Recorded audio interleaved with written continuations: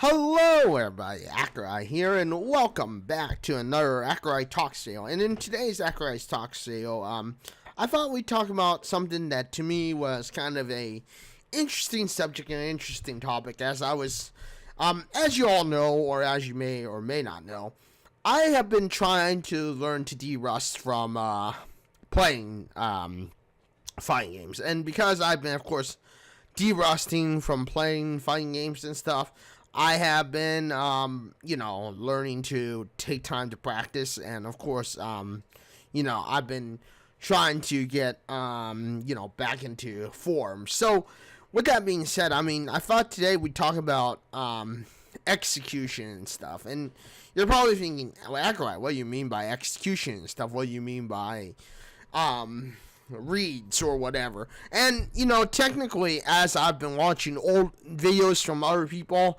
and relearning the basic formula and stuff, one thing I've remembered from the old days of practicing is, even if you have the greatest execution, it doesn't mean anything if you don't have a read, if you don't have the reads. Now, you're probably thinking, Accureye, what do you mean by reads? What is that? What the heck does that mean entirely? Well, reads are basically how you see the opponent. It's basically the mental game between you and the opponent. If your opponent is breaking down, and if your opponent is doing things rapidly and wildly without, thinking, for instance, or just doing autopilot, if you will, it's an easy way to get into somebody's head. As it is, when it comes down to it, execution-wise, it's an easy way to get into somebody's head if you can, for instance, mentally read your opponent. Mentally, take the, break the opponent down and make them think, oh, well, crap, that was unfortunate. That was really, really, bad of me. But, it's also hard to sometimes get into the mental and neutral game of a player. Most players, it's kind of an autopilot thing. It's kind of just we'll execute a button mash and we'll probably win. And usually that's how it goes. Most people will execute a button mash and they'll probably get something down, versus someone who basically doesn't button mash and is trying to take down someone who's actually, a really, really bad player. Now, good players always will have a set pattern. They'll always have a set way of doing things. They have a way of being able to, work around and mentally get into the head game, and of course the neutral game of players. Most great players will get a neutral game going. They know exactly the set pattern that they want to do. They know kind of a idea of what they want to execute, and of course, if the execution happens correctly, then they win, obviously. But the problem, of course, is even if you have the greatest execution, it doesn't mean a thing. It's, you want to try to get into the mental head of your opponent. Don't try to play out the same as your opponent. For instance, if your opponent's getting aggressive, let them get aggressive. See how wildly they fling around. Again, if your opponent's making a lot of mistakes, you'll probably see it here in this fight, this Cammy is basically jumping around a lot. So, of course, there's a lot of mental mistakes. Now, I've also made a lot of mental mistakes too, but mostly that's because I'm rusty at reading people. I'm hecka rusty at reading people. I'm not exactly in the motion or in the brain set of being able to read as many people as I used to. So, with that being said, it does happen. But, you want to get mentally into the game, into the head of your opponent. You want to play the mental game with your opponent. You want your opponent to kind of think, oh, I have the advantage, when really, you have the advantage. Now, how the heck do you get the advantage? What is going to give you the advantage? How do you gain this so-called quote-unquote advantage? Well, like I said, you gotta get into the mental game of your opponent. So, for instance, and this was said by SF God, If you guys haven't been watching, if you haven't watched SF God, he posted a video in March 2nd, 2016 called How to Read Players in Street Fighter V. And I think that makes sense that, you gotta look at your wake-up call. Wake-up call and your knockdown and your wake-up.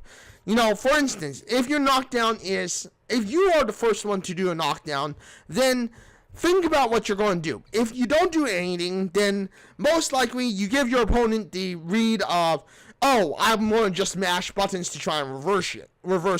If you do like a command grab, if you do something like a throw, or if you do something like a backstep or some kind of button push, then obviously it's a good way to do a wake-up reversal on your opponent. I mean, wake-up reversals will make your opponent think twice. If it's like a neutral, then try to do something meaty to reverse your opponent. If it's just like a stand or something, then, I mean, obviously, you just gotta hope that you can do some invincible move to give you a 1 second, maybe 2 second, ability to re-stance yourself, or reacquaint yourself. And yeah, I mean, those are some of the best ways to, of course,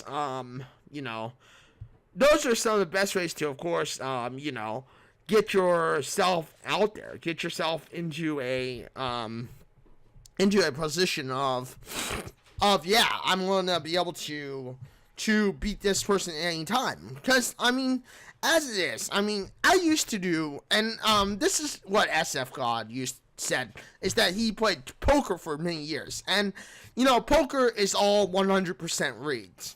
If you can manage to, push your opponent and get them into the autopilot of thinking, oh, I'm going to just quit because they probably have a better hand than me, then, you're going to be able to get into the mind game of your opponent. And I think that's pretty much where you want to be as far as mentally, when it comes down to it, is you want to be right in the mind of your opponent. You want to give your opponent a bit of a mind game, a bit of a, oh, holy crap, that was bad. That's, how am I going to counter this? How am I going to do this or that, And, that's one basic way to get into the mind of your opponent. So, with that being said, I mean, as it is, you just want to try and make the mind game of your opponent. Make your opponent think otherwise. Make your opponent be the one who looks like an idiot, And I mean, for instance, if they're jumping around like crazy, hook them in. Give them the hook. Let them hook in.